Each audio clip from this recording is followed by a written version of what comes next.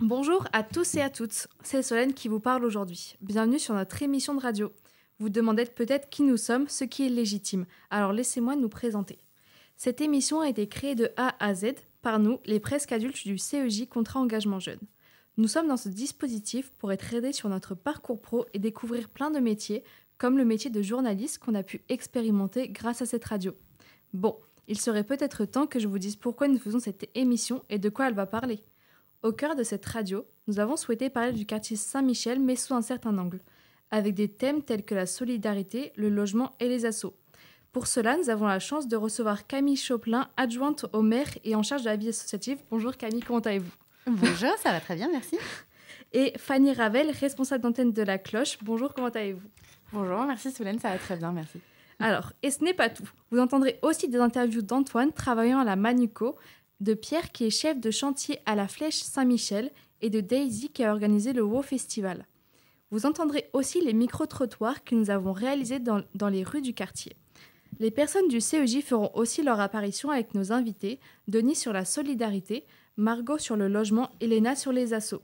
Je pense avoir assez parlé, il est l'heure de vous faire écouter le premier micro-trottoir qui porte sur le thème de la solidarité. Mais avant, je laisse la parole à Denis qui va vous introduire sur ce thème. Bonne écoute! Merci beaucoup Solène. Donc effectivement, nous, quand on a commencé à préparer l'émission, on s'est demandé quels mots nous venaient quand on parlait du quartier Saint-Michel. Et en fait, la solidarité, c'est arrivé assez tôt parce que pour nous, le quartier Saint-Michel, c'est un endroit où les gens se connaissent, s'entraident, se côtoient. Et du coup, pour parler de cette thématique, je suis très content de vous avoir autour de ce micro. Donc Camille, pour ta casquette d'adjointe au maire, mais aussi en tant qu'habitante à Bordeaux. Et puis Fanny, parce que en tant que responsable d'antenne de La Cloche, tu mets en œuvre concrètement la solidarité à Saint-Michel et plus généralement à Bordeaux. On va y revenir après le micro-trottoir. Donc je vous propose d'écouter ce petit micro-trottoir dans lequel nous sommes allés questionner les gens sur la notion de solidarité et on en parle juste après. C'est quoi pour vous la solidarité ? Vaste mot. Alors la solidarité, c'est l'humanité, c'est l'entraide. Après ça peut être tout, c'est variable. Ça peut être financier, ça peut être de l'aide physique, de l'aide morale. Solidarité, pour moi c'est que tout le monde s'entraide et les gens qui en ont un peu plus partagent avec ceux qui en ont un peu moins. Moi je dirais il ne faut pas rester tout seul dans son coin. Donc solidarité pour moi c'est un peu un truc collectif et d'engagement, de se dire comment on peut être utile aux autres, les uns avec les autres. Okay. Et du coup tu penses que le quartier Saint-Michel il est solidaire ? Alors c'est une très bonne question. Oui, elle est solidaire parce que moi je suis d'origine Nigeria. Oui. Et il y a un magasin turkish là-bas, les Turcs. Il y a des magasins arabes, algériens, Maroc, Tunisie. Il y a des magasins là-bas africains, c'est-à-dire il y a des solidarités. Je pense que les gens n'ont pas le choix d'être solidaires. S'ils veulent y habiter, être confortables et être dans la paix, ils n'ont pas le choix. Si on parle par exemple des cafés, des trucs comme ça et tout, pour moi ils sont solidaires parce qu'ils se connaissent tous, ils se parlent tous, ils vont échanger beaucoup entre eux et tout ça. Enfin même là je café vite fait à la table de ruelle, tous les gens qui passent ils se connaissent, les gens des autres cafés ils se parlent aussi, les gens sont très cool. Je pense qu'il y a pas mal d'initiatives qui sont faites justement sur la solidarité ici. C'est quoi par exemple ? Les assos. Okay. Et je pense que c'est un quartier où il y en a pas mal. Et puis globalement, je pense que les gens vivent assez bien les uns avec les autres. Alors que c'est très cosmopolite, quoi. Il y a quand même beaucoup de nationalités ici. Donc je pense que ça fonctionne. C'est un des quartiers où ça fonctionne. Merci. Merci à vous. Merci bon courage avec les interviews. Eh ben, je vais vous poser la même question. Pour vous, comment vous définiriez la solidarité et aussi, est-ce qu'il y a une spécificité pour vous dans le quartier Saint-Michel ? Je te laisse commencer, vas-y. Okay. Alors moi, généralement, j'aime bien regarder l'étymologie des mots. Mais là, j'avoue que je suis prise de court. Je ne m'attendais pas à cette question. Je n'ai pas mon téléphone, donc je ne sais pas l'étymologie de solidarité. Mais je trouve que tout ce qui a été dit, c'est vraiment ça. C'est l'entraide. Il y en a un qui a dit on n'a pas le choix que d'être solidaire. Et je trouve que cette formule, elle est très vraie. Parce que c'est plus un choix aujourd'hui d'être solidaire, parce qu'on voit que les inégalités sociales se creusent. On voit qu'il y a des difficultés sans arrêt, des nouvelles difficultés qui arrivent. Et si on veut s'en sortir, il faut que... c'est pas forcément que matériel. Je crois qu'aussi, il y a une espèce de solidarité presque émotionnel, c'est-à-dire que si moi je vais bien, j'ai le devoir peut-être d'aider ceux qui vont moins bien.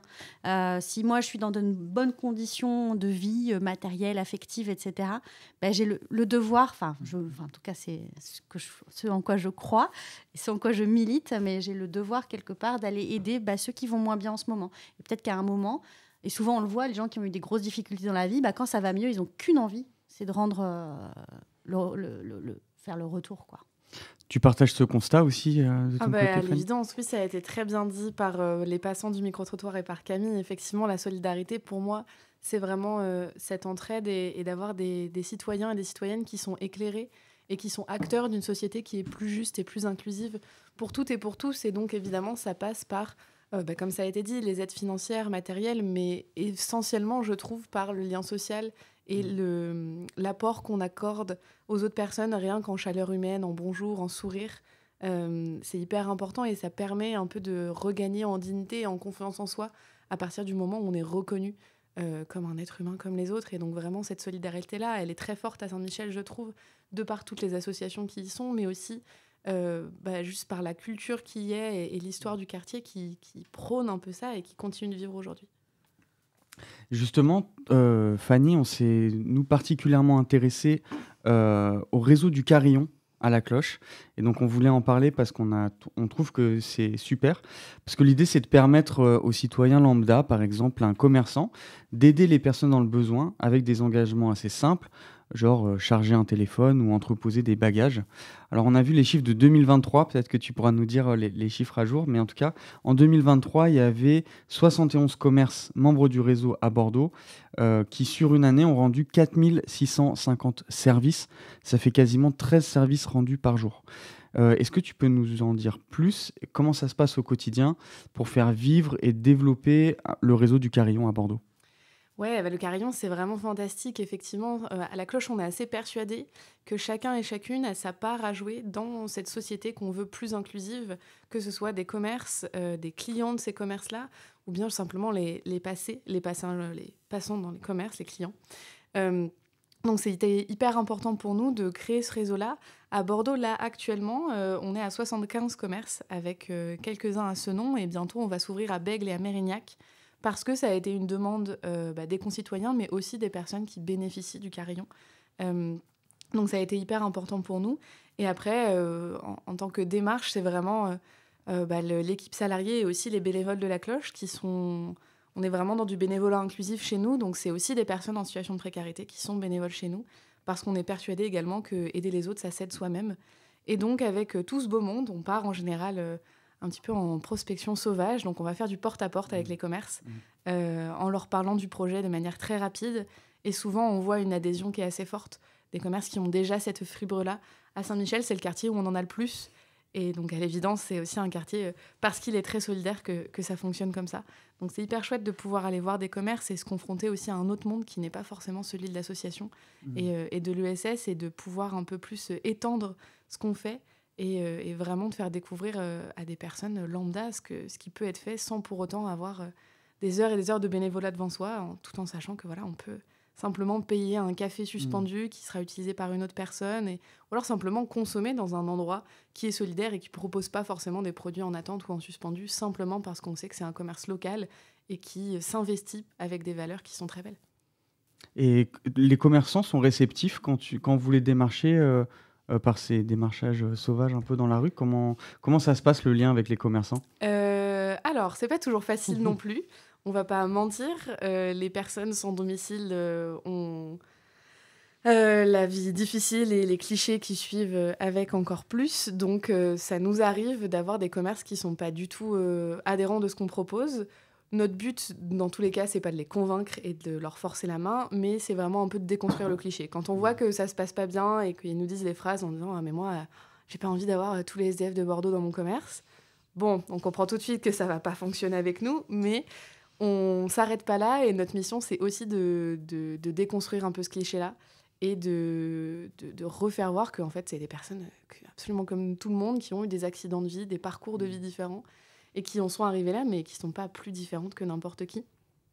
Donc ça, c'est pour la partie un peu plus négative, mais sinon, pour la partie positive, En général, on parle du projet un peu en évaluateur pitch, donc vraiment 3 minutes maximum pour présenter ce qu'on fait. Et ça plaît ou ça plaît pas. Et si ça plaît, vraiment, les commerces sont assez motivés, vont proposer plein de services.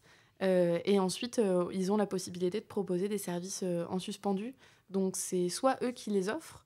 Admettons, un bar va choisir d'offrir 10 cafés par mois. Et là, c'est son fonds de commerce à lui qui l'offre. Et nous, dans ce cas-là, on va imprimer des petits bons, donc pas plus gros qu'une carte de visite, et le distribuer à des personnes en situation de précarité quand on fait des maraudes ou nos activités. Et à partir de là, les personnes peuvent venir dans le bar et consommer comme n'importe qui. On sait l'impact que ça a, surtout pour les personnes en situation de précarité, de pouvoir retourner dans des lieux qu'ils fréquentaient auparavant et dont ils n'ont plus forcément l'accès par honte, par peur, mais aussi par manque de moyens monétaires. Et de pouvoir consommer un café à la même table que tout le monde, avec n'importe quelle personne autour de soi, c'est hyper important pour la réinsertion sociale et la dignité. Et les commerces le savent, le voient. Et vraiment, ceux qui sont à fond derrière nous, il y a des commerces qui sont dans le réseau depuis 2018 et qui en font toujours partie et qui sont toujours en train de nous suivre, à proposer des services et à être au quotidien acteurs de cette société qui est plus juste. Donc on est très fiers de ça. Toi, Camille, tu connaissais le carillon, j'imagine. Qu'est-ce que Oui. tu peux nous en dire? Est-ce que tu... Moi, je connaissais par l'initiative que je trouve extra. Et puis après, j'ai pas forcément testé puisque voilà. Je savais pas pour les cafés suspendus qu'il y avait un système de tickets que je trouve intéressant. Et en même temps, moi, j'aime bien aussi l'idée du café ou de la baguette suspendue où n'importe qui puisse y avoir droit parce que y a parfois aussi des personnes qui sont dans le besoin mais qui ne sont pas forcément à la rue, qui n'ont pas forcément accès à ce système de tickets, mais qui peuvent aussi bien pouvoir profiter d'un petit café, comme tu dis, en terrasse avec les autres. C'est bien aussi, mais je pense que ça existe dans d'autres endroits et pas forcément dans le réseau du Carillon. Des magasins qui mettent ça en place, des commerces qui mettent ça en place. Il y a vraiment beaucoup de commerces qui le font aussi d'initiatives tout seuls, avec des petites ardoises et des petits tirets dessus. Ça marche assez bien. Et après, il y a des commerces qui font aussi partie du Carillon et qui le proposent à la vente à ses consommateurs. Et du coup, pareil, c'est un petit ticket juste pour signifier qu'il y a quelque chose. Mais n'importe qui peut venir le décrocher et demander à l'utiliser. Donc on est concentré sur la grande précarité. Effectivement, sur les personnes en situation de sans-abrisme. Mais en tout cas, on est conscient aussi que la précarité, elle se fait grandissante sur les dernières années et que c'est pas que les personnes sans toit qui ont un besoin aussi de consommation lambda, quoi. Je voulais qu'on parle aussi, quand on parle de la solidarité, je voulais qu'on parle de la nuit de la solidarité. On va élargir un peu à Bordeaux, parce qu'il me semble que c'est spécifique à Bordeaux, cette nuit des solidarités, vous allez me dire. En tout cas, qu'est-ce qui a motivé cet événement de la part de la ville, et est-ce que tu t'investis là-dessus, Camille? Si oui, comment? Voilà, en quoi c'est important cette nuit de la solidarité pour la ville? Alors, c'est une initiative qui existe dans plusieurs villes en France et même dans le monde, je crois. Mais Bordeaux l'a mise en place en 2022, je pense. Moi, je l'ai fait plusieurs fois. En fait, l'idée, c'est vraiment de partir à la rencontre des personnes sans domicile ou en squat, etc. Et pourquoi? Tout simplement pour objectiver en fait la réalité. Parce qu'on se dit que si on n'a pas les chiffres un peu exacts, on ne peut pas après apporter les aides en contrepartie. Donc là, l'idée, c'est vraiment de quadriller la ville. Donc c'est hyper bien fait. Il y a une grande carte, il y a des secteurs et à chaque fois par équipe de 3 ou 4 personnes. Donc la nuit, il est 21h soirée, on part comme ça, on essaime, on est très reconnaissable avec des gilets orange. Et on va à la rencontre des personnes dans la rue. C'est l'occasion de passer un questionnaire, donc vraiment pour pouvoir recenser les besoins de façon très précise. Et puis d'avoir une statistique chaque année de personnes qui sont soit dans la rue, soit en squat, soit en camp. Toi, Fanny, et avec la cloche, comment vous intervenez sur cet événement? Est-ce que vous mettez en place des choses spécifiques? Oui, bien sûr. La cloche, on a toute une partie de nos activités qui sont dédiées à la formation et à la sensibilisation sur le monde de la rue. Et dans le cadre de la Nuit de la Solidarité, il me semble que c'est la 3e année consécutive où on intervient pour former les bénévoles. Donc en amont de la Nuit de la Solidarité, il y a à peu près 400 bénévoles chaque année. Et le but, c'est de les former à la bonne pratique de l'aller vert pour des personnes en situation de précarité. Alors c'est vraiment le b.a.-ba qu'on enseigne, mais les personnes ont souvent besoin d'être rassurées sur leur démarche et ils ont peur d'être maladroits, donc c'est que des bonnes initiatives, d'avoir peur que d'être maladroit. Et du coup, c'est surtout de les rassurer, de dire les bonnes pratiques, de dire que on s'avance en disant bonjour, on reste poli, respectueux, on rentre pas dans l'espace personnel d'une personne qui est à la rue, parce que même si c'est pas forcément dématérialisé avec des murs, en tout cas pour eux ça l'est vraiment, avec des cartons, des bâches, des couvertures. Donc c'est important de respecter cet espace privé. Et donc on intervient dans la nuit de la solidarité effectivement pour cette sensibilisation. Et après il y a toujours une partie de nos bénévoles qui s'inscrivent aussi en tant que bénévoles à la nuit de la solidarité et qui portent un peu ça avec la ville de Bordeaux. C'est une initiative qui est très chouette et qui existe depuis plusieurs années. Et on est très chanceux, je trouve, à Bordeaux d'avoir cette nuit de la solidarité, et en tout cas pour la cloche, parce que, comme disait Camille, ça nous permet d'avoir des chiffres que moi je réutilise dans les formations et les sensibilisations en disant des chiffres nationaux. Là, la Fondation pour le logement, ex-Fondation Abbé Pierre, a sorti son diagnostic de l'année 2024, et c'est 300 500 personnes à la rue. Donc c'est énorme. Et à Bordeaux, ça nous permet aussi de faire la comparaison avec des chiffres locaux, en disant évidemment que c'est bien un peu une photo sur un instant T, et que c'est mouvant, mais qu'en tout cas, ça nous donne des chiffres, et ça permet un peu aux personnes qu'on forme et qu'on sensibilise d'avoir un peu plus une réalité locale qui est très intéressante. Super, merci à vous. Ça va être la fin de cette petite partie sur la solidarité, et je laisse le micro à Solène.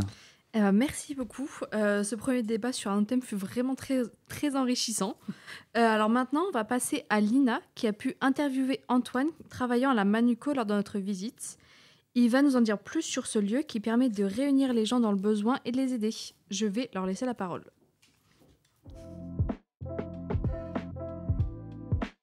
Wesh, mes auditeurs préférés, j'espère que vous allez bien. Nous, on est à la Manuco, aujourd'hui en compagnie de Antoine, salarié de la Manuco. Avec moi, tout le petit groupe du CEJ Jeunesse. Mais attends, j'ai pas compris. C'est quoi la Manuco ? La Manuco, c'est un lieu qui accueille et loge les assos pour qu'elles mènent à bien leurs activités et leurs projets dans le secteur de l'économie sociale et solidaire. Ça marche. On laisse alors la parole à Lina qui va interviewer Antoine. Bonne écoute.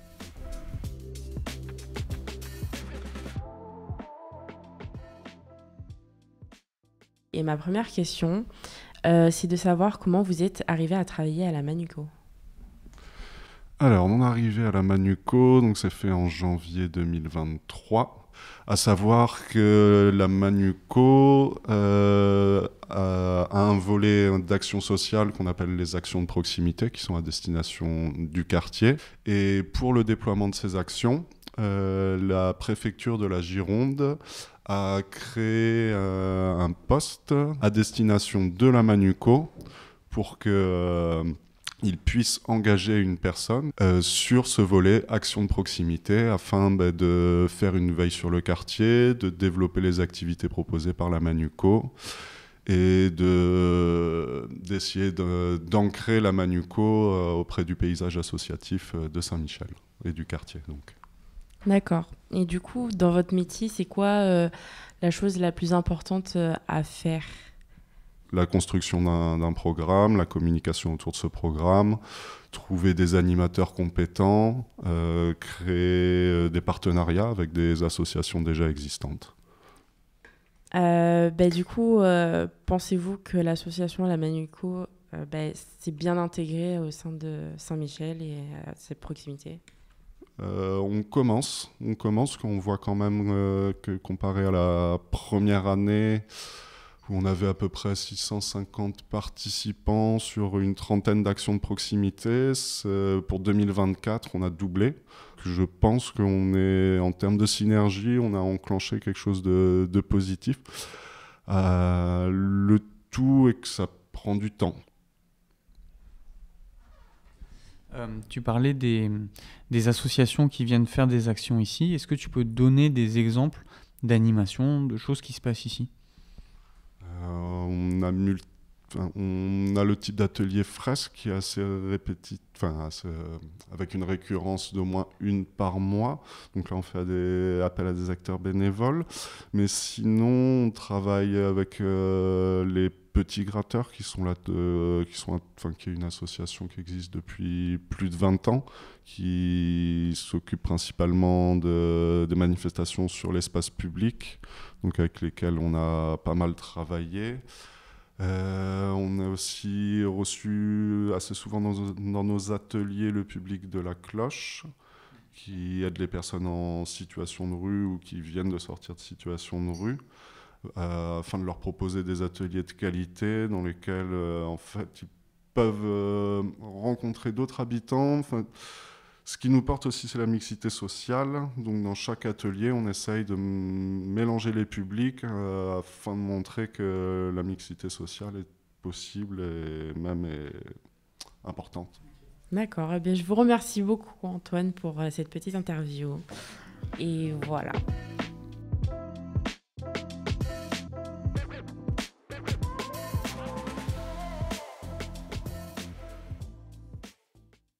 Merci Antoine de nous avoir parlé plus en profondeur de la Manuco et de tout ce que vous organisez pour les personnes à travers vos ateliers. Dans un instant, vous allez entendre Léna, Camille et Fanny nous parler du milieu associatif du quartier. Place à l'antenne. Salut mes petits potes, je suis novice dans ce domaine. Soyez indulgents avec moi. Figurez-vous que je suis en présence de Fanny et Camille. Nous allons échanger sur le sujet des associations sur le quartier de Saint-Michel et sur Bordeaux. Merci de nous écouter avec bienveillance. Passons aux questions. Let's go. Camille, j'avais une première question à vous poser. Vous êtes adjointe au maire. En quoi ça consiste d'être adjointe au maire dans la vie associative des associations ? C'est d'abord être au contact des associations. Je ne sais pas si vous savez combien il y a d'associations à Bordeaux, mais moi, quand j'ai su, ça m'a choquée. Il y a 10 000 associations qui ont leur siège à Bordeaux. Voilà, donc c'est assez énorme. Et ça peut être aussi bien une petite association de quartier, de riverains, de pétanque, club sportif, association de solidarité, association culturelle. On a beaucoup d'associations culturelles. Voilà, donc il y a plein d'associations à Bordeaux. Donc forcément, moi, je ne peux pas toutes les rencontrer parce que vous imaginez bien que 10 000 associations, c'est juste pas possible. Mais je rencontre celles qui me sollicitent. Et puis, le boulot d'adjoint, c'est de faire le lien, en fait. Donc, quand je vais recevoir une association, c'est de voir quels sont ses besoins, la réorienter vers les bons services, créer des partenariats avec d'autres associations. Puis, nous, voilà, on a mis en place pas mal d'événements. On a le grand forum de rentrée des assos sur la place Péberlan qui permet à 250-300 assos de présenter leurs activités aux Bordelais. On va faire des journées inter-associations sur des thématiques. On en a fait sur l'égalité femmes-hommes, on en a fait sur le réchauffement climatique et comment rendre mon association plus éco-responsable. Enfin, voilà, on a des journées comme ça de travail entre les assos pour qu'elles se rencontrent. On met en place la semaine de l'engagement pour valoriser l'engagement bénévole et remercier les bénévoles de tout ce qu'ils font, parce que sans les associations et sans les bénévoles, notre société, elle ne tient pas, très clairement. Donc, c'est important d'avoir une semaine où on les valorise, on les met en avant.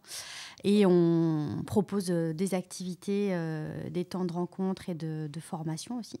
On fait beaucoup de formations pour les assos.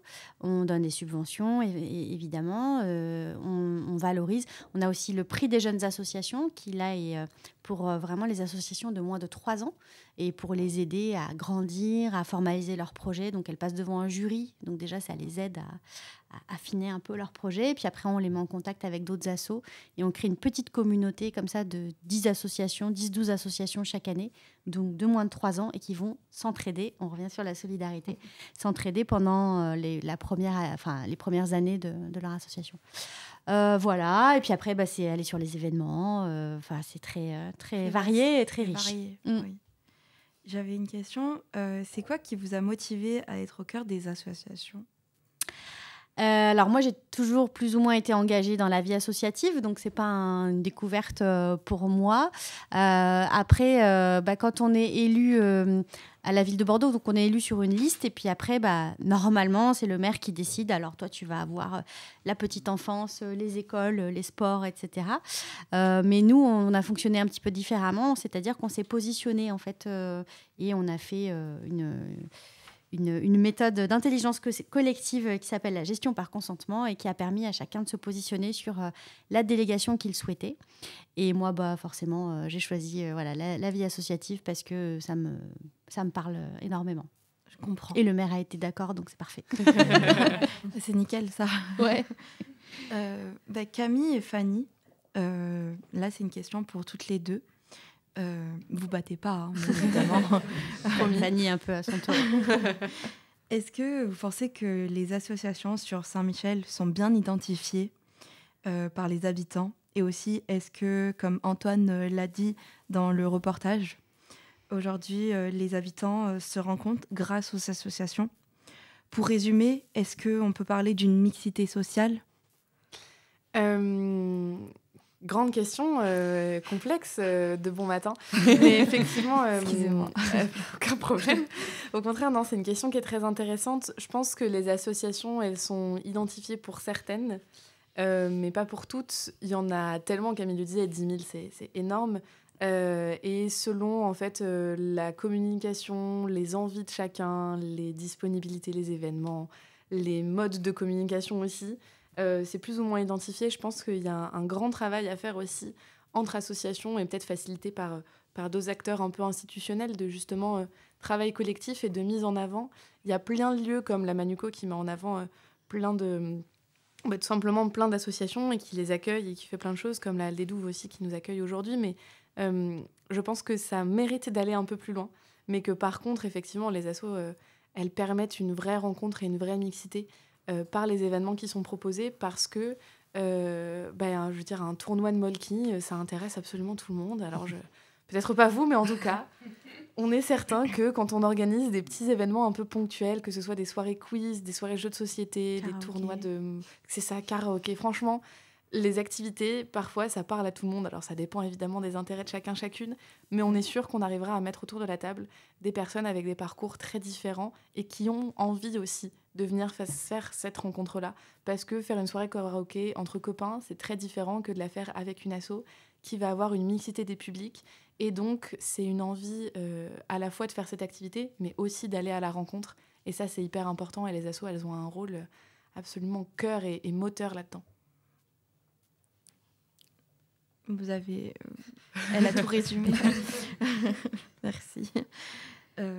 Camille, je me demandais comment la mairie finance les associations. Est-ce qu'il y a des critères bien précis pour avoir des financements? Alors, il y a différentes sortes de subventions. Il y a les associations qui vont faire un travail presque que la mairie leur demande de faire. Enfin, quelque part, c'est organisé comme ça. Je pense au centre d'accueil pour les enfants, par exemple. C'est géré par des associations. Et donc, c'est ce qu'on appelle presque... Alors non, je ne vais pas rentrer dans ces trucs-là, c'est un peu compliqué. Mais en gros, forcément, il faut leur donner des subventions chaque année pour qu'elles puissent faire ce travail d'accueil des enfants en centre de loisirs. Après, il va y avoir des associations qui vont être subventionnées sur plusieurs années parce qu'on sait que c'est une association qui a besoin de financement sur le long terme pour pouvoir faire aboutir ses projets. Et puis, il y a des associations qui vont avoir un besoin très ponctuel parce que cette année, elles vont faire un événement, un projet, donc elles vont avoir besoin d'un financement ponctuel, exceptionnel. Donc là, elles vont faire une demande. Voilà. Donc il y a plein de différents niveaux. Et selon les besoins de l'association, selon son âge, sa structure, son format, etc. Et après, oui, évidemment, il y a des critères. On regarde la santé financière de l'association, si elle n'a pas 3 millions sur son compte en banque et du coup, elle n'a absolument pas besoin de la mairie, ou voilà, des choses comme ça, quoi. Ok. Merci beaucoup pour votre réponse. Elle est très claire. Je vois mieux. Du coup, maintenant, ça va être à vous, Fanny. Est-ce que vous, l'association, vous arrivez à joindre les deux bouts? Quels sont les enjeux actuellement, si vous pouvez en parler? Bien sûr, oui. De toute façon, en fait, il faut savoir que les comptes des associations sont publics. Ils sont publiés chaque année, donc en fait, il n'y a absolument aucun secret sur les comptes des associations. Joindre les deux bouts, c'est un bien grand mot. Effectivement, les associations, en général, elles ont un modèle économique qui se repose beaucoup sur les subventions publiques. Il y a de plus en plus d'associations et de moins en moins de subventions publiques. va pas rentrer dans la politique, mais en tout cas, c'est des décisions qui remontent un peu plus haut que la mairie, le département, la région. Et ça devient un peu compliqué sur les dernières années. En fait, les associations sont en train de se faire concurrence maintenant sur les projets parce qu'effectivement, il y a des critères un peu spécifiques et parfois à peu de choses près. On y est dedans ou on n'y est pas et on passe à côté de plusieurs milliers d'euros. Les grosses dépenses des associations, en général, c'est quand même les salariés qui font un gros travail et qui permettent toute cette mobilisation des bénévoles qui font également une grosse partie du travail de ce qu'on peut accomplir au quotidien. Donc, y a, je pense, vraiment un shift qui se fait là sur les dernières années sur les modèles économiques des associations pour éviter de trop se reposer sur les subventions publiques qui deviennent de moins en moins pérennes et d'aller un petit peu chercher autre part. Alors, il y a des assos qui choisissent d'avoir beaucoup d'autofinancement et qui vont créer des parties un peu payantes de leurs activités. Donc, ça peut être des balades urbaines qui sont payantes, ça peut être du traiteur associatif. Pour la cloche, ça se représente sous forme de formation où, du coup, on intervient de manière payante auprès d'entreprises, de collectivités, d'associations. On essaie d'avoir des tarifs abordables, évidemment, mais ça nous permet un petit peu de mettre du beurre dans les épinards, si je puis dire. Et après, l'autre partie un petit peu des modèles économiques classiques des associations, c'est vraiment sur les financements privés. Donc, les fondations, les grands mécènes et les entreprises qui acceptent de donner un peu une partie de leurs bénéfices. Il y a plein de manières de faire ça, mais comme beaucoup d'associations ont la même stratégie en termes financiers, on va tous et toutes un peu vers les mêmes fondations, les mêmes entreprises, les mêmes mécénats, donc on finit également par se refaire concurrence. C'est compliqué là sur les dernières années pour les associations et ça ne va pas, à mon avis, aller en s'améliorant. Donc on compte aussi sur la générosité des donateurs qui sont ponctuels parce que parfois 10 € mis bout à bout, ça change vraiment ce qu'on peut faire et la capacité d'impact qu'on a. Donc ça paraît un peu pessimiste là tout ça dans mon discours, mais en fait il y a plein de manières de réussir à lever des fonds et ça demande un peu des compétences, mais je pense que, en tout cas j'ai envie de croire que ça va s'améliorer sur les années à venir et qu'on va pouvoir permettre aux associations de plutôt se concentrer sur l'impact qu'elles ont auprès du public plutôt que sur la levée de fonds. Je suis d'accord avec vous. C'est un peu, des fois, pour les financements, c'est un peu même... je l'ai vu quand j'ai fait des formations ou quand j'ai été animatrice. C'était pas très facile pour avoir des financements, pour faire une animation avec des jeunes. Donc, je suis totalement d'accord avec vous. Je me demandais aussi d'ailleurs, dans votre association, Fanny, quelle tranche d'âge vous avez à faire avec le public ? Est-ce qu'il y a une tranche d'âge où c'est vaste, en fait, tout le monde peut accéder? Alors, c'est ouvert absolument tout le monde. Donc, on parle vraiment de grand public. Ça va de 0 à 100, 150 ans, si on le veut. Donc, c'est vraiment fermé à personne. Ça, c'est un peu sur nos activités inclusives, comme on le disait, où on a envie de faire rencontrer les personnes. C'est vraiment ouvert à tous. Après, pour du public qu'on accompagne, on est effectivement plutôt sur une tranche d'âge entre 30 et 50 ans. C'est une tranche d'âge qui commence à s'élargir un peu plus vers la jeunesse parce que, comme je le disais un peu plus tôt, la précarité, elle est grandissante et ça touche de plus en plus les jeunes et les étudiants. De plus en plus, il y a d'étudiants, de jeunes qui viennent. C'est ça. Alors, de jeunes qui viennent un peu moins, mais en tout cas, quand on fait nos activités de maraude ou quand on va faire des permanences dans des haltes de jour, on en croise, hélas, de plus en plus des personnes qui ont moins de 30 ans et qui sont en difficulté. Du coup, notre tranche d'âge, elle est assez large au final. Je pense qu'on est sur la vingtaine d'années jusqu'à à peu près 50 ans en moyenne. On accueille un peu plus d'hommes que de femmes. Et ça, c'est quelque chose qu'on essaye un peu de contrecarrer en allant un peu plus voir des lieux qui accueillent spécifiquement des femmes, donc qui font de la mixité, de la non-mixité choisie, comme Promo Femmes qui est dans le quartier, mais Tout à l'abri aussi, qui est une très belle association qui se trouve dans le nord de Bordeaux. Les femmes en général, les femmes en situation de précarité, elles se cachent beaucoup. Ah, okay. Et donc, c'est compliqué pour elles de trouver des lieux qui sont sécurisants et où elles ne sont pas constamment en danger. Donc on essaye, c'est ça, on essaye un peu d'aller les voir de manière différente et de les accueillir. On a des activités, nous, à la Cloche, qui sont spécialement dédiées aux femmes. Donc on fait encore une fois de la non-mixité choisie. On en a à peu près 1 à 2 fois par mois où on va faire du yoga, de la sophrologie et un peu des activités de socio-esthétique. Donc mardi dernier, j'ai mes collègues qui sont partis à la Maison des Familles, qui est rue Kléber, donc pas très loin d'ici, et elles ont mis du vernis un peu à toutes les femmes qui en avaient envie. Et ouais, on en rigole un peu, ça paraît un peu futile, mais prendre soin de soi, c'est tellement important dans l'estime, dans la confiance, et ça impacte tellement plus. Donc ouais, parfois, juste prendre cette attention-là particulière chez les femmes, c'est hyper important pour nous. Oui. Au lycée, on avait une collecte de dons pour les femmes qui étaient en précarité. Et j'avais mené ce projet avec ma classe. Ah, super. Et on avait mis à disposition des boîtes pour les serviettes ou les tampons, ou donner des choses qui étaient en rapport, ou même du vernis et tout, ce qui pouvait. Ouais. Et ça avait bien marché, en fait. C'est génial. C'est ce qu'on fait aussi avec pas mal d'entreprises. En fait, lors de nos maraudes, que nous, on appelle rencontres de rue, et en fait, on tient un peu à ce nom-là, puisqu'on cherche vraiment à faire des rencontres dans la rue, et on n'est pas là pour voir le plus de personnes que possible, mais de passer le plus de temps de qualité que possible avec les personnes qu'on rencontre. Et dans le cadre du coup de ces rencontres de rue, on distribue des kits d'hygiène. C'est un projet qui est assez récent, qui a 1 an à peu près, et où dans chaque kit, on trouve un shampoing, un gel douche, un dentifrice, une brosse à dents. Et si c'est des kits pour femmes, on va y trouver aussi des protections menstruelles. Ça va dépendre des dons qu'on arrive à récupérer, soit dans des lycées comme ton projet, soit avec des entreprises. Et ça nous permet de permettre à des gens d'avoir accès à de l'hygiène. On a un projet aussi qui, pareil, a une petite année là maintenant, qui a été subventionné par la région Nouvelle-Aquitaine et en fait qui nous permet de nous servir du réseau du Carillon et plus particulièrement des commerces qui proposent l'accès à leurs toilettes.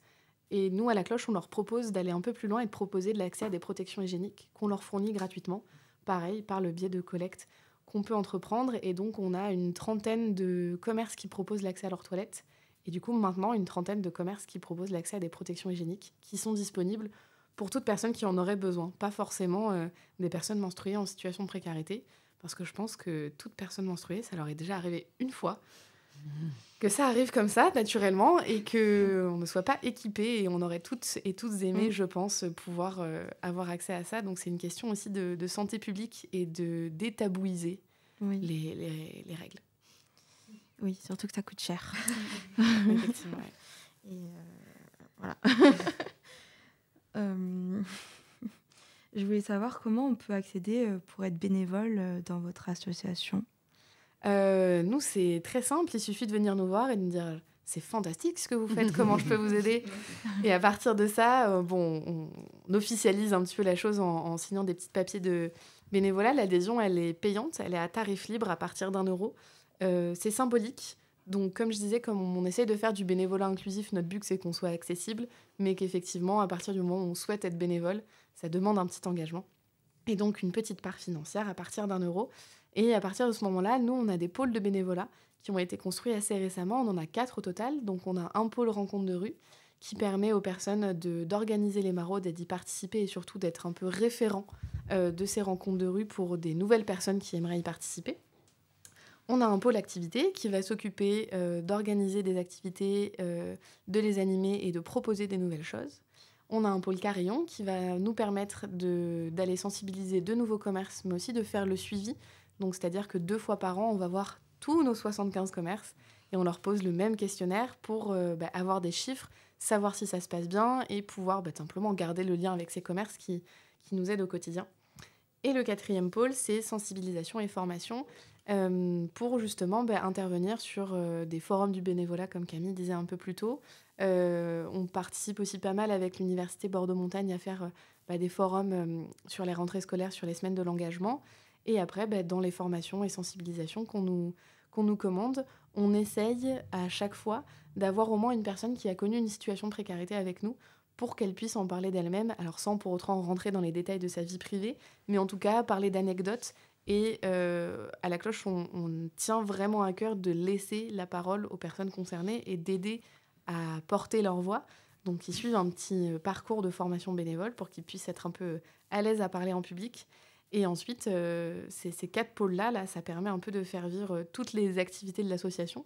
Ils sont pour l'instant pas très remplis, puisqu'ils sont récents et on essaye un peu d'accueillir de nouveaux bénévoles. Mais en tout cas, pour le pôle rencontre de rue, c'est celui qui fonctionne le mieux. Et maintenant, on n'a plus besoin en tant que salarié que d'être là, d'accompagner les personnes. Les personnes sont assez référentes et autonomes toutes seules.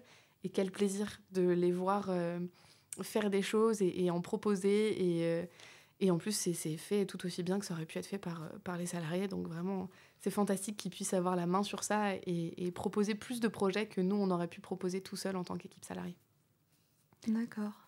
Et moi, je voulais rebondir juste parce que Fanny parle du bénévolat à la cloche, mais il y a plein d'associations qui ont besoin de bénévoles. Oui, et si vous avez envie de faire du bénévolat, il y a une plateforme qui s'appelle association avec un s.bordeaux.fr. Et dessus, les associations publient leur offre de mission pour les bénévoles. Je connais parce que j'en fais des fois, Ouais. mais c'est surtout que je fais du bénévolat en soirée. Ouais. Donc, et en fait, j'ai pu connaître les petits Robins de la rue. Ouais. Parce qu'on avait fait une soirée, c'est un collectif de musique qui s'appelle Souyutech. Et ils avaient fait dans une cathédrale avec le parc et tout à côté, c'était vers Bègle. Et on avait les petits Robins qui récoltaient des vêtements, de la nourriture, et juste pour rentrer dans la soirée, il fallait ramener un petit truc. Génial. Ça, c'est une bonne idée. Ouais. Et, Il y a beaucoup d'assos qui utilisent effectivement les plateformes de bénévolat. Et à Bordeaux, on a la chance d'en avoir une dédiée qui est vraiment très locale. Et après, il y en a plein d'autres qui existent pour se mettre en lien avec des collaborateurs, collaboratrices d'entreprises, un peu plus globalement en France. Donc, il y a plein de petites plateformes qui permettent de ponctuellement mettre des missions et effectivement d'accueillir des personnes. Et après, petit à petit, ils viennent 1 fois, 2 fois, 3 fois et ensuite, ils officialisent officiellement. Et est-ce que sur le jeudi, vous êtes sur les maraudes, du coup? Parce que c'est vrai que ça m'arrive des fois d'aller dans maraude le jeudi soir. Mais je sais pas si c'est la même chose que... Alors, nos maraudes, elles sont souvent, mais pas tout le temps, le mardi soir de 17h30 à 20h. Ah, ok. Et le jeudi matin de 9h à midi à peu près. Nous, le jeudi, c'est vraiment un temps qui est dédié aux repères. Donc, c'est notre accueil inconditionnel qu'on fait au Petit Grain. Donc, pareil, quartier Saint-Michel-Gare. On est vraiment très ancrés ici. C'est tous les jeudis de 15h à 17h, sauf jours fériés et travaux. Mais hormis ça, c'est vraiment un temps qui est immuable et qui nous permet d'accueillir des nouveaux publics, de faire de la mixité sociale et de prendre un petit café, de faire une partie de Uno. J'en avais entendu parler parce qu'après, le jeudi soir, ils vont distribuer de la nourriture, soit des sandwichs. L'été, c'est souvent des sandwichs ou des trucs comme ça. Ouais, ça dépend des assos, mais effectivement, il y a plein d'assos qui font des maraudes. On a une sorte de groupe WhatsApp qui nous permet d'essayer un peu de nous coordonner entre nous pour éviter de faire la même maraude qui distribue les mêmes sandwichs au même moment et donc d'avoir un peu une intelligence collective d'organisation pour pas se marcher trop sur les pieds. Donc des maraudes des associations qui font des maraudes de distribution alimentaire, il y en a plein et heureusement parce que c'est hyper essentiel pour les personnes en situation de précarité qui ont du mal à se nourrir en général. Et pas que nourriture aussi. Oui, bien sûr, il y a plein d'assos qui font des distributions de vêtements chauds, de duvets, de gourdes, parfois de tentes, mais c'est une denrée rare. Ouais, c'est souvent ça. L'été, j'en ai vu. Parce que j'étais sur les quais et du coup, ils passent souvent pour distribuer aussi des kits de soirée, entre grosses guillemets, mais c'est avec des bouchons d'oreilles, des sironnes-filles, des trucs comme ça. Ouais. Des alcools, pour tester l'alcool, pour voir si on n'est pas positif. Ouais. Et c'est plutôt sympa, justement, de faire ça, moi, je trouve. Ouais, bien sûr. Et je vais faire deux dernières questions, Fanny, et après je vous laisse, vous êtes tranquille. Non, mais avec grand plaisir. Quelles sont vos motivations pour être entrée dans la cloche, en fait? Quelle a été votre motivation pour être au cœur de la cloche dans cette association? Ah, je me sens comme à mon entretien d'embauche. En fait, je m'estime militante de plein de projets et de valeurs différentes. Et ce qui était important pour moi, c'est que l'association dans laquelle je travaille porte les mêmes valeurs que moi. Donc j'aurais pu au final travailler dans une association féministe qui lutte contre le réchauffement climatique, pour des aides sociales ou plein d'autres choses. Ce qui m'a vraiment beaucoup plu à la cloche, c'est qu'il y avait cette envie de faire un petit peu un pas de côté sur le traitement des personnes en situation de précarité. En général, quand on parle des personnes en situation de précarité, on s'imagine très vite sur de la distribution alimentaire, c'est ça, du logement, des aides sociales. Et on sait que 83% des personnes à la rue, elles ressentent le rejet et l'exclusion au quotidien. Et ça, c'est compliqué pour les assos qui aident ces personnes-là de réussir à le faire parce qu'elles sont concentrées sur d'autres choses et que, effectivement, les distributions alimentaires, les aides au logement et aides sociales, ça prend énormément de temps. Et j'ai beaucoup aimé le fait que la cloche ait envie de compléter ça et de vraiment apporter ce lien social. À la cloche, nous, on ne réfléchit pas en termes de pyramide en disant que le bas de la pyramide, le plus important, c'est le logement, la nourriture, et que le haut de la pyramide, le plus futile, c'est le lien social. On sait vraiment à quel point l'isolement, c'est dur. Et le collectif des morts à la rue, qui est un collectif qui permet de recenser les personnes qui sont mortes à la rue, donc des chiffres qui sont très intéressants, le disent aussi très bien. À la rue, en fait, on meurt pas vraiment de faim, on meurt de froid et surtout d'isolement social. Parce que c'est ça qui est le plus difficile. Et je trouvais que la cloche venait vraiment répondre à ce besoin-là, qui était un peu manquant parmi d'autres acteurs sociaux. Et le projet du Carillon, je ne vais pas vous mentir, avant j'étais directrice d'un café associatif dans le nord de Bordeaux et je connaissais déjà un petit peu le Carillon. Et du coup, j'avais fait rentrer le café asso dans le réseau du Carillon. Et après, quand j'ai vu l'offre d'emploi pour le poste de responsable d'antenne à la cloche, ça m'a tout de suite parlé. Et je pense que mon expérience en tant que, on va dire, commerçante du Carillon, ça a permis aussi mon arrivée à ce poste. Merci beaucoup, vous êtes pris pour l'entretien. Fantastique. Puis vous avez répondu à ma question par rapport au projet. En fait, j'avais une question, c'était comment ça vous est venu ce projet est-ce que vous pouvez nous en toucher deux mots, mais en fait, vous avez... pour le projet du Carillon, je peux en parler aussi, c'est pas le mien. Ça a été créé en 2014 à Paris par notre fondateur qui s'appelle Louis-Xavier Leca. Et en fait, il voyait vraiment le manquement entre ce lien commerçant et personnes en situation de précarité, parce que on sait que les commerces, c'est vraiment le cœur du lien social. Ça a été très bien dit tout à l'heure dans les micro-trottoirs. Dans les cafés, les habitués se connaissent absolument tous et toutes, qu'ils soient habitants avec domicile ou non. Donc, il y avait un peu ce manquement de lien-là et de réseau un peu plus grand. Et donc, il a décidé de créer la cloche et directement avec le projet du Carillon pour justement redonner un peu de solidarité dans les quartiers et faire en sorte que les personnes habitantes de quartier, qu'elles aient un domicile ou non, puissent se rencontrer et se voir. Et après, ça a pris beaucoup d'ampleur très vite. Maintenant, on est présent dans 11 villes de France. Au global, on est à peu près à 1200 commerces du Carillon dans le réseau. On est présent aussi à l'international dans quelques villes. Waouh. Ouais, c'est ça. On est à quelques commerces à New York, à Prague et je crois au Portugal, mais je ne sais plus dans quelle ville. Des stars un peu. on aimerait bien, mais en tout cas, avoir des réseaux comme ça, c'est assez, on va dire, facile à mettre en place. Une fois que ça vit, ça peut vivre tout seul, et c'est hyper important. Et la cloche, c'est vraiment né de cette envie de solidarité. La cloche, ça s'appelle comme ça, parce que c'est l'étymologie, en fait, du mot clochard. Je crois qu'on avait étudié ça avec Denis, on avait vu vite fait... D'où ça venait ? Oui. Ouais, c'est ça, effectivement, c'était au XIIIe siècle, à la création des marchés.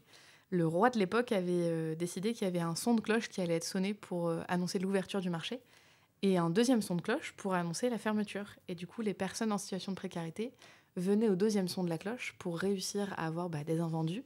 Et donc, ils ont été appelés les clochards. Mais initialement, le clochard, c'était vraiment quelqu'un qui venait, qui avait un besoin et qui avait vraiment tout cet aspect de solidarité, d'entraide avec les commerçants. Et donc, on a décidé de reprendre cette étymologie-là pour redonner un peu son doré au mot clochard qui a pris maintenant un aspect bien plus péjoratif. Avoir fait ça, c'est quand même assez beau, en fait. Enfin, voilà, juste pour le geste. Ouais. Parce que c'est vrai que des fois, les mots, après, on les retourne et après, ça devient autre chose, alors qu'à la base, c'était pas du tout ça. C'est ça. Mais en tout cas, merci à toutes les deux. Merci. Et je laisse la place à Solène pour continuer. Merci beaucoup pour ce partage concernant les assos. Du coup, ce qui nous a permis d'en apprendre plus sur ce sujet au sein de Saint-Michel et même de Bordeaux. Alors maintenant, Pierre, chef de chantier de la Flèche Saint-Michel, interviewé par Léna, va tout nous expliquer sur celle-ci et son impact sur le quartier. Bonjour Pierre. Bonjour. Est-ce que vous pouvez vous présenter ? Alors, je m'appelle Pierre Darès-Curen et je suis en charge de la sécurité, de la logistique sur le chantier de la Flèche Saint-Michel. Vous êtes là depuis quand dans ce quartier-là ? Vous êtes arrivé quand ? Alors moi, j'ai vécu mon enfance, de mes 5 ans à mes 15 ans. Après, je suis parti à la campagne, puis je suis revenu. Mais voilà, je suis tombé là-dessus et très heureux d'être là, quoi, et de participer à la restauration de la Flèche. J'avais une question, du coup vous avez connu le quartier de très tôt, donc c'est pour savoir, est-ce qu'il y a une évolution ? Oui, il y a eu un changement, un gros changement, la population... alors je ne sais pas si l'âme du quartier a changé, mais les commerçants, beaucoup de commerçants sont partis, beaucoup ont vendu aussi. La population aussi a changé un petit peu, ça fait un peu moins quartier populaire qu'avant, mais je pense qu'il y a toujours l'âme du quartier qui est là, quoi. Alors je me posais la question, je vais peut-être revenir sur la Flèche du coup, et je me disais comment on travaille sur un chantier comme ça, c'est pas pareil que n'importe quel chantier BTP, quels sont les défis un peu les chantiers sur du monument historique, là on est sur de la restauration, on construit pas, on restaure. Donc c'est la différence entre un chantier BTP de base où vous allez voir des bâtiments qui vont... voilà. Donc là c'est la différence, c'est de la restauration. C'est-à-dire qu'on va restaurer ce qui était comme avant, à l'identique, comme on dit. Voilà. La différence, elle est là. Et puis, c'est un métier de passionné. Voilà, c'est pas du tout pareil. J'ai fait des chantiers BTP de résidence, de bâtiments. C'est pas du tout pareil. J'avais une dernière question, ou peut-être une avant-dernière question. Qu'est-ce que la Flèche apporte aux gens de Saint-Michel ? Est-ce que vous avez une idée sur ça ? C'est un peu l'emblème de Saint-Michel. Après, qu'est-ce qu'elle apporte ? Je sais qu'il y a 25 ans, même plus de 25 ans, il y a 30 ans, il y avait beaucoup de fêtes autour de la Flèche. Beaucoup de rassemblements de jeunes, des bœufs musicaux. Voilà. Beaucoup. Alors, maintenant un peu moins, mais je sais que c'était quand même... voilà, on venait sur la place pour s'assembler au pied de la Flèche, quoi. Et... Vous pensez qu'il y a plus ce truc côté festif comme avant où on se rassemble tous ensemble qu'actuellement ? Ça a changé. Après, je suis parti longtemps, je suis revenu qu'il y a 3 ans, et donc j'ai pas trop vu la transition, mais oui, ça a changé, ouais. L'état d'esprit, on va dire, a un petit peu changé. Est-ce qu'il y a des gens qui viennent le soir ? Est-ce que ça grimpe ? Est-ce qu'il y a de l'urbex en fait ici ? Et toi, comment tu gères ces trucs-là ? Alors effectivement, il y a beaucoup d'intrusions. Énormément même. Hein. On en a eu beaucoup au tout début parce qu'on n'avait pas cette protection du chantier. Même encore maintenant. Hein. Il y en a qui arrivent à passer par-dessus, à monter. Et c'est un problème. Alors nous on gère la sécurité effectivement, mais tout ce qui est sécurité, c'est privé. C'est-à-dire que c'est une entreprise externe qui gère les caméras et qui intervient en fait. C'est pas moi qui interviens hein, quand il y a une intrusion. Hein. J'ai pas le droit. Et il y a eu énormément d'interventions. Énormément. Depuis qu'on a ouvert, je les compte plus. Hein. Je voulais savoir, du coup, quand est-ce que ce sera fini ces travaux et est-ce qu'il y aura une apparition du maire ou qu'est-ce qu'il y aura La fin du chantier, normalement, c'est entre mai, juillet, août 2026. Là, les tailleurs de pierre terminent en juillet, courant juillet, je ne sais pas quand. Après, ils vont commencer à démonter l'échafaudage et après la structure métallique.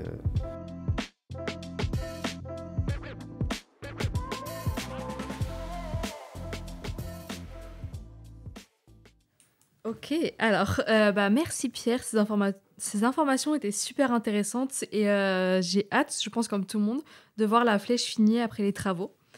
En continuant, nous avons souhaité parler d'un thème tel que le logement, qui est, comme vous allez l'entendre, très important pour les habitants du quartier Saint-Michel. Je vais laisser Margot vous introduire sur le sujet. Bonjour, donc moi c'est Margot. Je vous propose dans un premier temps d'écouter quelques minutes d'un micro-trottoir que nous avons réalisé sur ce sujet. Penses-tu que c'est facile de se loger à Saint-Michel ? Pas spécialement. Les logements sont assez insalubres. Après, forcément, ça dépend de chacun des logements. Mais non, je dirais pas que c'est simple. C'est pas simple, ça reste cher étant donné que c'est un quartier central de Bordeaux. On est à côté de la Victoire et de Sainte-Catherine, donc c'est les quartiers principaux. On est à côté des quais également. Donc ça reste cher. C'est cher pour ce que c'est. Et la qualité aussi. Pensez-vous que c'est facile de se loger à Saint-Michel ? Facile, non, c'est un peu tout Bordeaux où c'est les loyers. Alors même je crois qu'il y a l'encadrement des loyers, mais ça reste quand même assez cher. À Saint-Michel, vous êtes au centre de Bordeaux, hein, donc voilà, ça doit être quand même assez cher. Au niveau logement, c'est compliqué parce qu'on croise beaucoup de propriétaires et de locataires dans le secteur. Donc au niveau de l'achat, je pense que c'est intéressant parce que c'est quand même un quartier qui est mythique sur Bordeaux avec la Flèche et assez ancien. Après au niveau du logement, on voit un peu de tout. J'ai déjà fait des interventions sur des gens qui habitent malheureusement dans des logements un peu insalubres car c'est assez vieux. Et après dans les logements qui sont restaurés et neufs, je pense que c'est assez compliqué pour des gens qui ont peu de revenus de se loger dans le secteur. Maintenant ça devient de plus en plus cher. Ouais, ça ouais. Et qu'ils ont essayé un peu de virer les personnes qui étaient là de base, mais après, franchement, niveau logement, je sais pas trop. J'avais une copine qui avait un appartement là dans le quartier.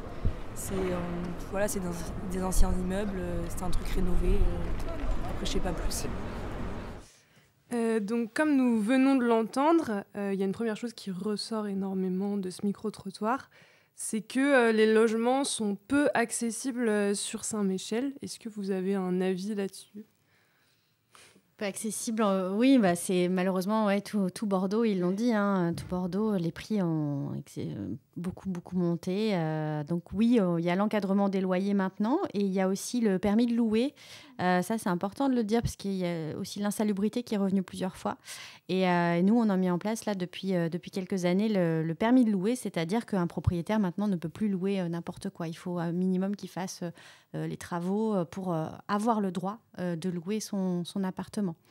Alors, ce qui est bien et pas bien, parce que du coup, il y a des proprios qui ont décidé de plus louer. Donc, ça a rajouté de la pénurie de logements. Mais en même temps, il y en a d'autres qui sont pris en main et qui ont fait les travaux nécessaires et qui maintenant louent leur logement de façon décente. Donc, voilà. Mais c'est un vaste sujet, le logement. Oui, c'est sûr. Ça s'est effectivement beaucoup gentrifié. Le quartier, ça a été dit, hein, effectivement, les loyers avant étaient un peu plus abordables. C'était beaucoup plus cosmopolite. Maintenant, ça évolue un peu dans le sens où, effectivement, c'est un quartier qui est central, qui est très joli. Il y a des bâtiments historiques qui sont absolument magnifiques avec la Flèche. Enfin, voilà, c'est vraiment très beau. Et effectivement, les loyers deviennent de plus en plus chers, même s'ils sont encadrés. Il y a toujours des propriétaires qui arrivent à passer entre les mailles des filets, mais c'est vraiment un problème qui est plutôt global à la ville et pas tant que à Saint-Michel où ça devient très difficile de se loger et il y a beaucoup d'arnaques, hein, que ce soit sur les sites de particulier à particulier ou bien un peu moins en agence tout de même, mais il y a quand même beaucoup d'arnaques au logement avec des fausses annonces, des lieux qui n'existent même pas. Et donc, si on n'a pas l'œil attentif, c'est vite facile de tomber dedans et du coup de payer des sommes exorbitantes en pensant enfin avoir un logement et au final pas du tout. D'accord, merci. Justement, j'aimerais revenir sur l'encadrement des loyers. Alors, je sais que ce n'est pas vraiment vos spécialités, mais je trouvais ça intéressant. Si jamais vous pouvez nous en dire un peu plus et comment ça marche concrètement à Bordeaux. Je peux en dire rapidement peut-être 2 mots. Effectivement, c'est pas mon cœur de métier, mais le quartier de Saint-Michel est anciennement un quartier QPV, donc quartier prioritaire de la ville. Ça a changé récemment puisque c'est plutôt... maintenant, il s'appelle Marne-Capucin, donc on est vraiment sur cours de la Marne. Et le Capucin, donc le quartier prioritaire de la ville était un peu plus étendu ces dernières années. Maintenant, il est centré vraiment sur Marne-Capucin, mais le reste, l'ancien quartier prioritaire, est maintenant en zone de veille. Donc ça veut dire que c'est un quartier où il y a encore une priorité qui a été mise, une sensibilité par rapport à la précarité, et où les loyers sont normalement plafonnés pour le mètre carré. Je dis bien normalement, puisque comme je disais tout à l'heure, les propriétaires de particulier à particulier arrivent pas forcément à passer entre les mailles. Mais normalement, ce quartier prioritaire, ça permet quand même une petite limitation des loyers et de rendre le quartier accessible et d'éviter ce qu'on disait, la gentrification, et donc d'avoir nos classiques bobos bordelais qui s'installent car il fait bon vivre ici et qui délogent des personnes avec des revenus un peu plus modestes. Justement, j'aimerais m'adresser un peu plus particulièrement à la cloche.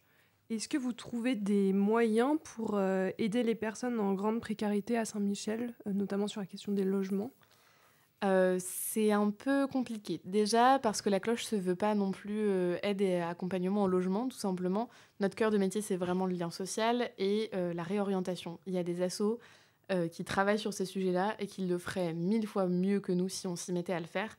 Donc notre but, c'est vraiment d'être un relais. S'il y a une personne qui vient souvent nous voir à la cloche et qui nous dit qu'il a des problèmes de logement, on peut le réorienter vers des partenaires. Le souci, c'est que ces partenaires associatifs sont tous complets de chez complet et ont bien trop de demandes et donc n'arrivent pas à répondre à ces besoins-là. De même, si on les réoriente vers leurs assistants sociaux, donc pareil, faire des demandes de logement social. La demande n'est pas très longue ni compliquée, mais l'attente l'est par contre. Donc ça prend beaucoup de temps. Il y a des alternatives qui existent et qui sont un peu plus ponctuelles et moins pérennes. Je pense notamment au Bureau du Cœur, avec qui on travaille, qui ont une très chouette initiative. Alors, ils ne sont pas spécifiquement sur Saint-Michel, mais un peu plus globalement sur Bordeaux. Les Bureaux du Cœur, en fait, ça fait le lien entre des entreprises et des personnes en situation de précarité par le biais de structures partenaires. Et donc, c'est des entreprises qui laissent à des personnes en difficulté leurs locaux la nuit. Le minimum, c'est d'avoir quand même une cuisine, une salle de bain et un endroit pour dormir qui est décent, donc un peu plus qu'un canapé. Et ça permet à des personnes seules de pouvoir loger pendant 3 mois, maximum 6, puisque c'est une convention qui peut être renouvelable. Et en fait, ça permet une mise à l'abri qui est quand même ponctuelle et qui permet parfois de lancer des démarches administratives pour potentiellement avoir un logement plus périn à la fin. Ils ont quand même des bonnes sorties, parce qu'il me semble que c'est 3 personnes sur 4 qui a une sortie positive des Bureaux du Cœur. Donc c'est très chouette.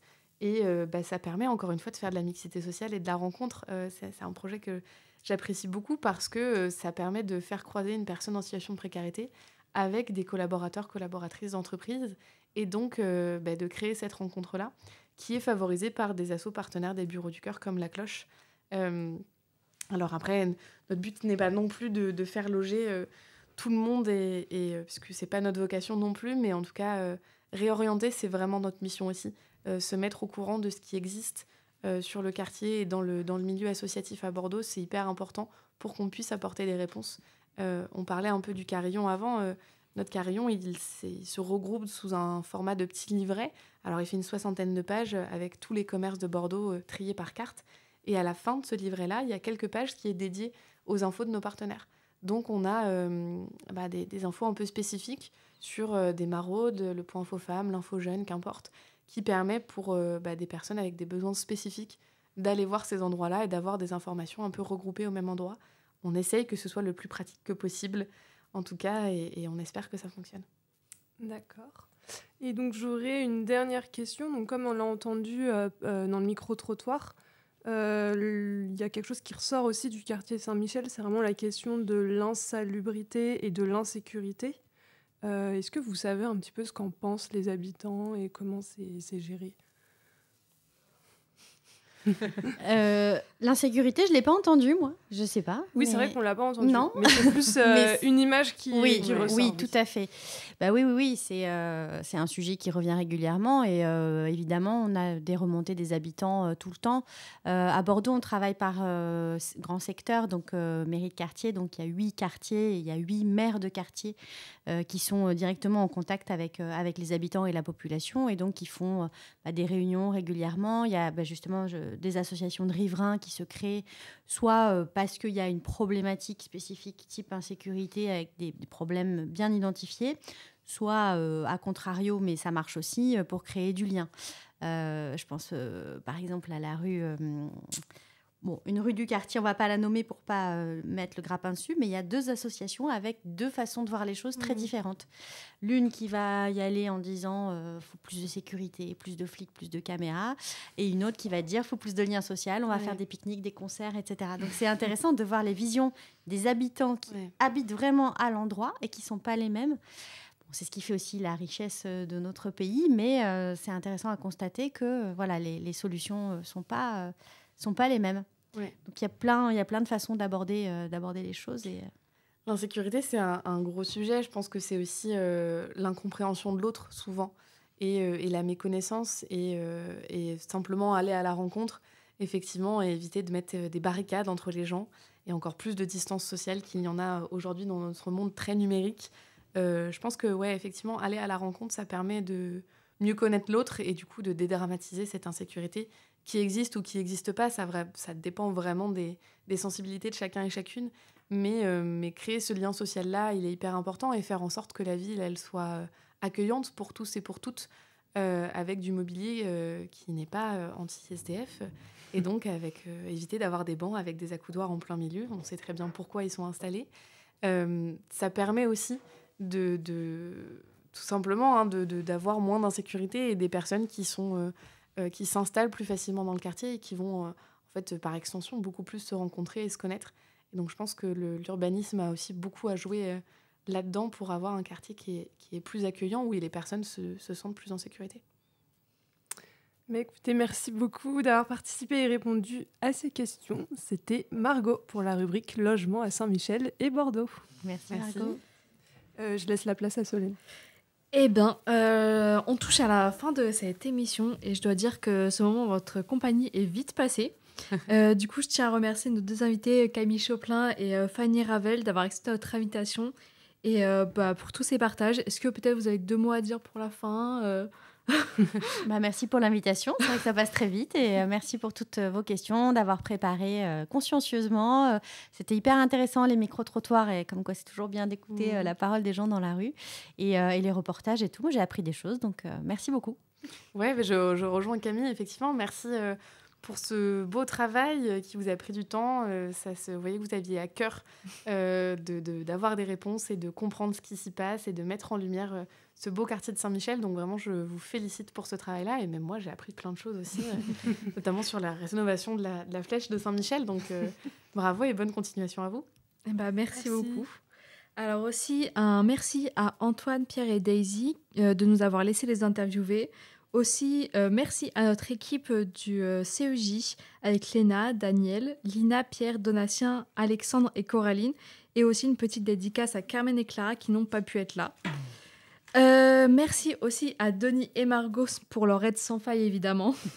Après 2 mois à construire cette émission, elle est enfin disponible. Alors nous espérons que vous aurez plaisir à l'écouter, car nous avons pris plaisir à la réaliser. Et un dernier merci à la Halle des Douves de nous avoir accueillis pour réaliser tout ça de A à Z. Il est temps de vous dire au revoir. Je vous laisse sur cette dernière interview du WoW Festival avec Daisy qui l'a organisée. Bisous. Pourrais-tu te présenter et présenter aussi le WoW Festival ? Oui, donc moi je m'appelle Daisy Turner, je suis la fondatrice du WOW Festival, qui est un festival artistique pluridisciplinaire autour des femmes et des minorités de genre. Donc on va regrouper du coup plein de différentes disciplines artistiques qui tournent autour de ces sujets-là, et on les présente au public à des tout petits prix ou gratuitement. Très bien. Et quand as-tu fondé cette association et qu'est-ce qui t'a motivé à la créer ? Ça a été il y a 4 ans, un peu plus, avant le début du premier festival. La motivation, ça a été pour créer une exposition tout simplement en tant d'artiste, parce que de l'autre côté, je suis aussi artiste plasticienne. Et j'ai voulu créer cette exposition autour des cours des femmes nues pour montrer que la femme nue n'est pas obligée d'être un objet ou ni d'être objectifiée. Et j'ai ramené la parole de ces femmes-là qui ont écrit des textes pour accompagner ces dessins, pour expliquer que on n'est pas obligé d'objectifier ces personnes. Et derrière, il y a des personnes qui ont des sentiments justement vis-à-vis de leur propre corps. suite à cette exposition, on a décidé qu'en fait, il y avait des artistes qui m'entouraient, qui voulaient m'accompagner si je faisais un vernissage.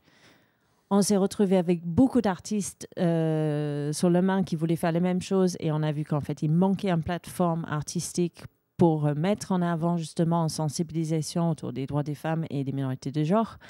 Et on s'est dit, écoute, allons-y, on va créer un festival. Ça s'est fait à peu près dans une semaine. L'idée de créer un festival de 6 jours. D'accord. Et peux-tu nous parler de l'évolution du WoW Festival? Est-ce qu'il y a eu plus de monde? Est-ce que c'est bien aperçu? C'est sûr qu'il y a eu plus de monde chaque année. On a élargi un peu le quota des jours. Donc là, j'ai dit 6 jours avant, mais au début du festival, c'était 3 jours en entier. Ensuite, on est passé sur 4, 5. Et là, pour cette 4e édition, on est sur 6 jours du festival. Donc, c'est un long festival sur une semaine. Il y a eu absolument une évolution du monde qui passe. Après, ça peut être ce sujet aussi du passant, vu que c'est un festival qui est gratuit et ouvert à tous. Ça dépend s'il fait très beau, si les gens ils vont passer pour voir les expositions. Ça va changer un peu le nombre de personnes qui vont passer dans le week-end. Mais sinon, ça restait assez stable tout le longueur. Ça a toujours eu son intérêt auprès de son public. Une autre question aussi. Es-tu plutôt optimiste ou pessimiste concernant le féminisme et les minorités de genre? Optimiste ou pessimiste, optimiste dans l'idée que je reste dans ce monde de rêve où j'ai envie que tout s'avance. Malheureusement, il y a beaucoup de choses dans le monde en ce moment, notamment aux États-Unis, où on se tire un peu les cheveux pour tous les droits qui sont en train de reculer, même le droit de l'abortion, notamment, c'est catastrophique. Les droits des personnes trans à exister, justement, aux États-Unis commencent à reculer vachement. C'est hyper triste. Mais je pense que c'est des moments-là où il ne faut pas qu'on se baisse les bras et il faut qu'on continue à se battre encore plus. C'est tout. Du coup, merci d'avoir répondu à nos questions. Et puis voilà, je pense que c'est tout. Donc voilà. Merci beaucoup à vous. Merci. Merci. Merci Daisy.